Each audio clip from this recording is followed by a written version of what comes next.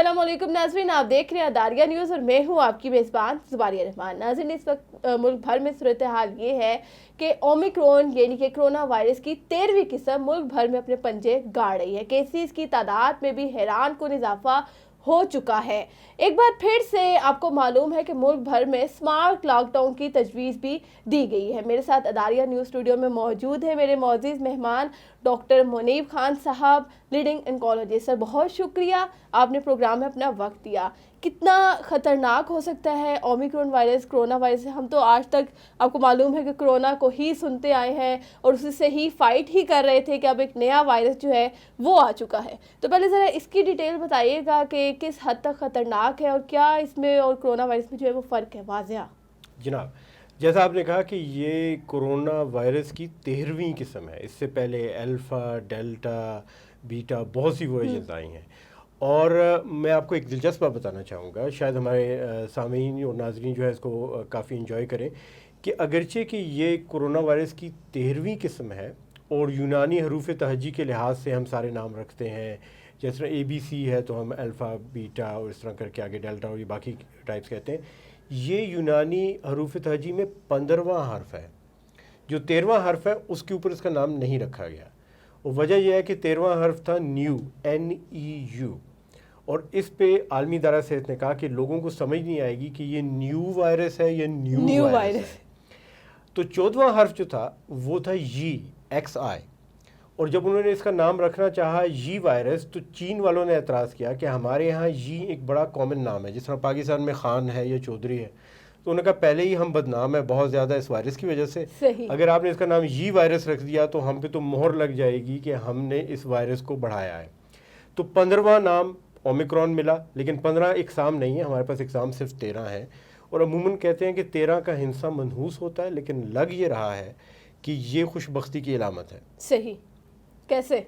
वो ऐसे कि एक तो इसकी इलामात बहुत हल्की हैं। इसमें एक 2 दिन की बीमारी है जिसमें गले में खराश आती है, सांस नहीं फूलता, हल्का सा बुखार कभी होता है कभी नहीं होता, जिस्म के अंदर आम दर्द होते हैं। लेकिन जिस तरह डेल्टा और बीटा वर्जेंसी और अल्फ़ा वर्जेंसी, उनके मुकाबले में ये बहुत कम हलाकत कर रहा है, बहुत कम लोग हस्पताल में जा रहे हैं और बहुत कम लोगों को ऑक्सीजन की ज़रूरत पड़ रही है। ये तो हो गई अच्छी बात। अब बहुत अच्छी खबर ये है कि चूँकि इसकी इलामात बहुत मामूली हैं, तो लोग घुल मिल रहे हैं, और इससे पहले कि उन्हें अंदाज़ा होता है कि उन्हें कोविड हो गया है, वो बहुत से लोगों में इसे फैला देते हैं। तो अल्फ़ा और डेल्टा की तादाद में कमी आ रही है। जिन लोगों को अल्फ़ा डेल्टा कोरोना वायरस होता है वो इस कदर शदीद बीमार होते हैं कि वो चारपाई से लग जाते हैं या हस्पताल में दाखिल होते हैं, तो उनसे वो मोहलिक इन्फेक्शन कम फैलते हैं, और ये कम मोहलिक इन्फेक्शन या गैर मोहलिक इन्फेक्शन ज़्यादा फैल रहा है।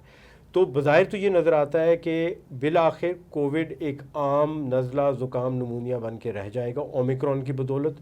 और आज से 100 साल पहले ऐसी एक कहानी हुई थी जिसको स्पेनिश फ्लू कहते थे, जिसमें दुनिया की 5% तक आबादी मर गई थी, और उसमें भी 3 साल के बाद एक ऐसी किस्म पैदा हुई H1N1 की म्यूटेशन, जिसने इसको एक आम नमूनिया बना दिया। और मेरी ये प्रेडिक्शन है, मैं ये ख़बर देना चाहूँगा कि इस साल में कोविड पेंडेमिक जो था, एक बड़ी वबा जो फैली थी, जिससे बेतहाशा हलाकतें हो रही थी, अस्पतालों के बेड भर रहे थे, वेंटिलेटर्स मिल नहीं रहे थे, वो ख़त्म हो जाएगी, दम तोड़ देगी। लेकिन कोविड रहेगा हमारे दरमियान ओमिक्रॉन की सूरत में एक आम नमूनिया बन के। अच्छा, कोविड रहेगा। डॉक्टर साहब, एक क्या सराई जो की जाती है अक्सर वैक्सीनेशन के बारे में कि प्रेग्नेंट ख़वातीन जो हैं वो ना लगवाएं, या जो माएँ जो है वो फीड करवा रही हैं वो ना लगवाएं, इसके अलावा उम्र के भी कुछ तकाज़े रखे जाते हैं, तो इसके बारे में आप क्या कहेंगे? वैक्सीन किसको लगवानी चाहिए, किसको नहीं लगवानी चाहिए? और जो ऑलरेडी वैक्सीन लगवा चुके हैं, क्या वो कैरियर भी बन सकते हैं उन लोगों के लिए जिन्होंने अभी तक नहीं लगवाई? ठीक, बहुत अच्छा सवाल आपने किया। पहली बात तो ये है कि ये जानना चाहिए कि वैक्सीन क्या है। वैक्सीन के अंदर कोविड वायरस के कोई अज्जा या पूरे का पूरा वायरस मुर्दा हालत में मौजूद होता है। तो वैक्सीन से भी वही मसाइल और अलामात पैदा हो सकती हैं जो कोविड के इन्फेक्शन से होती हैं, लेकिन इनकी शिद्दत कम होती है। ये बिल्कुल इस तरह है कि आप अपने जिस्म के दिफाई निज़ाम को एक मुर्दा वायरस दे के उसकी ट्रेनिंग कर रहे हैं, उसको सिखा रहे हैं कि किस तरह से इस इन्फेक्शन को ख़त्म करना है। कॉम्प्लिकेशन हर चीज़ में है। زندگی میں آپ جو بھی کام کرتے ہیں، اگر آپ پانی کا ایک گلاس بھی پیتے ہیں تو اس میں ممکن ہے کہ پانی آپ کی سانس کی نالی میں چلا جائے، اور اکثر ہمیں یہ تجربہ بھی ہوتا ہے اور آپ کو کھانسی لگ جاتی ہے.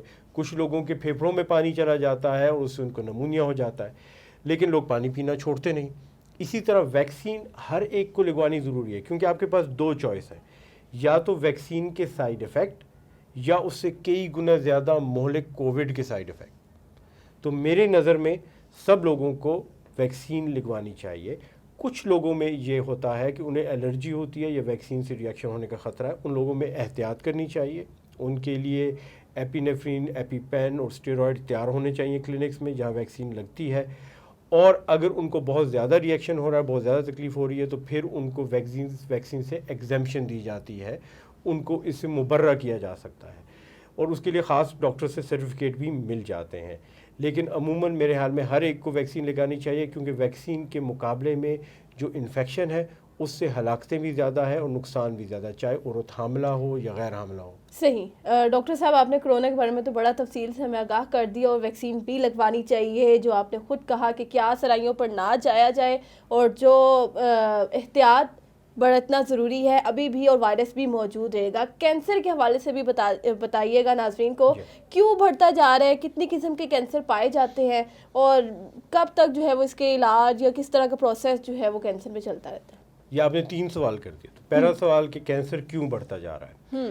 میں آپ کو یہ بتاؤں گا کہ آج سے 20 سال پہلے برطانیہ میں 33% آبادی کو زندگی میں ایک دفعہ کینسر ہوتا تھا. 20 سال بعد 50% آبادی کو زندگی میں ایک دفعہ کینسر ہوتا ہے.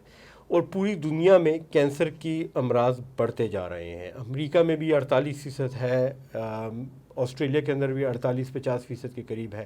اور کرۂ ارض پہ کوئی ایسی مخلوق نہیں انسان کے علاوہ جس میں اتنی تعداد میں کینسر ہو رہا ہو. پاکستان اس لحاظ سے کافی بہتر صورتحال میں ہے. ہمارے یہاں کینسر 50% تک ہونے کے امکانات کم ہیں، لیکن یہاں بھی تیزی سے اضافہ ہو رہا ہے. اور اس کی وجہ جو ہے وہ ہماری ماحول اور خوراک ہے. اور اس کے اوپر ہم پاکستانی ڈاکٹرز کے ایک گروپ نے مل کے کام شروع کیا، اور اس کا نام ہے کلنگ کینسر کائنڈلی. اور اس پہ ہم یوٹیوب پہ معلومات بھی فراہم کر رہے ہیں، اور میڈیا پہ ہماری کافی پریزنس ہے، اور مزید اضافہ ہو رہا ہے. اور خوشی کی بات یہ ہے کہ ہم نے جب یہ کام شروع کیا تو یہ انگریزی اور اردو زبان میں تھا، اب اس کی 6 زبانوں میں ترجمے ہو رہے ہیں. اور مزید بہت سے ممالک سے بہت ڈیمانڈ آ رہی ہے کہ وہ اس بارے میں جاننا چاہتے ہیں کینسر کو کیسے روکا جائے. اور عالمی ادارہ صحت کہتا ہے کہ آدھے کینسر 50% کینسرز کو ختم کیا جا سکتا ہے ہونے سے پہلے، مکمل طور پہ روکا جاتا ہے. اور زبیریہ میں آپ کو یہاں ایک دلچسپ بات بتاؤں گا کہ ہر انسان کے جسم میں، میرے اور آپ کے جسم میں روزانہ کئی سو کینسر کے خلیے پیدا ہوتے ہیں. صحیح. لیکن اچھی خبر یہ ہے کہ ہمارا جسم ان سب کے سب کینسر خلیوں کو ختم کرتا ہے. اگر ہم جسم کے اس دفاعی نظام کو مؤثر کر سکیں اور اس کو سپورٹ کر سکیں تو ہم پوری زندگی کینسر سے آزاد گزار سکتے ہیں. اور یہی مشن ہے کلنگ کینسر کائنڈلی کا. اور میں آپ کو دعوت دوں گا، زبیریہ آپ کو بھی اور آپ کے سامعین کو بھی، کہ وہ اس مشن میں ہمارا حصہ بنے، کیونکہ یہ ایسا مشن ہے جو پاکستانی ڈاکٹروں نے عالمی سطح پر شروع کیا ہے، اور اس پہ ہمیں بہت فخر ہے. اور ہم چاہتے ہیں کہ پاکستان سے اس میں زیادہ سے زیادہ شمولیت ہو. تو کلنگ کینسر کائنڈلی پہ آپ شامل ہوں، یوٹیوب چینل پہ سبسکرائب کریں، اور اس پیغام کو سب تک پہنچائیں کہ کس طرح ہم کینسر کا خاتمہ کر سکتے ہیں اور اسے ہونے سے پہلے روک سکتے ہیں. آپ کی کاوشوں کو سر ہم سراہتے ہیں، اور یہی دعا ہے کہ اللہ آپ کو آپ کے مشن میں کامیاب کرے. احتیاط علاج سے بہتر ہے، یہ ہر بیماری کے بارے میں کہا جاتا ہے. اور اسی کے ساتھ جو ہے وہ آج کے پروگرام کا اختتام کروں گی. انشاءاللہ ایک نئے ایشو کے ساتھ آپ سے پھر ملاقات ہوگی. اللہ حافظ.